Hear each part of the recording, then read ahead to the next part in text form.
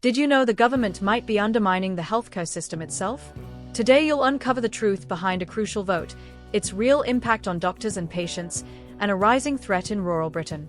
Stay until the end. This will surprise you. Leader of the Liberal Democrats, Sir Ed Davey. Can I associate myself with the Prime Minister's remarks on Ukraine and Gaza?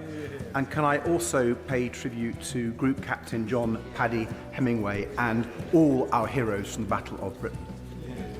I know that members across this House will, like me, have heard from GPs, dentists, community pharmacists and care homes who are all deeply worried about the impact of the national insurance rise on the services they provide to patients. That's why the House of Lords passed a Liberal Democrat amendment to exempt NHS and care providers.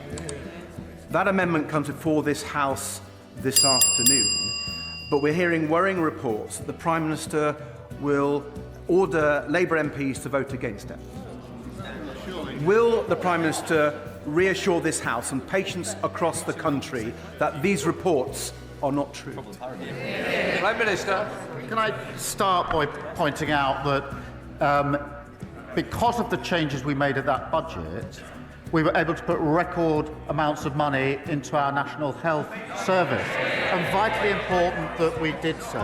And it isn't right to simply oppose the measures we had to take to raise the money and at the same time say, as the Honourable Gentleman does, that he wants the benefits of the increase in funding for the NHS. The two can't sit together. We have already invested an additional £3.7 billion of funding into social care, including £880 million to increase the social care grant. So we are taking steps. But the basic point remains, which is we can't make the investment into the NHS if we don't raise the money. And you can't simply oppose any raising of money and at the same time welcome the money into the NHS. Sir Ed Davey.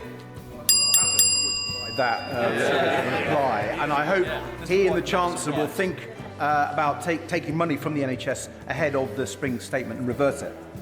Now, Mr. Speaker, I'd like to turn to the issue of illegal hair coursing.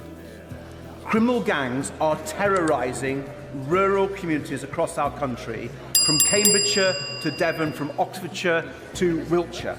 Men in balaclavas are threatening and abusing farmers as these criminals tear across their fields in 4x4s. Farmers are warning that it's only a matter of time before someone is killed.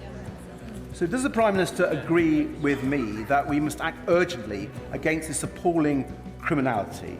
And will he back our calls for a comprehensive rural crime strategy so we can not just stamp out hair coursing, but keep our rural communities safe from all crime? Prime Minister. Well, I'm grateful to him for raising this important issue, and it is a matter of deep concern. We've already developing a rural crime strategy, but we'll happily work with him and others to develop it further.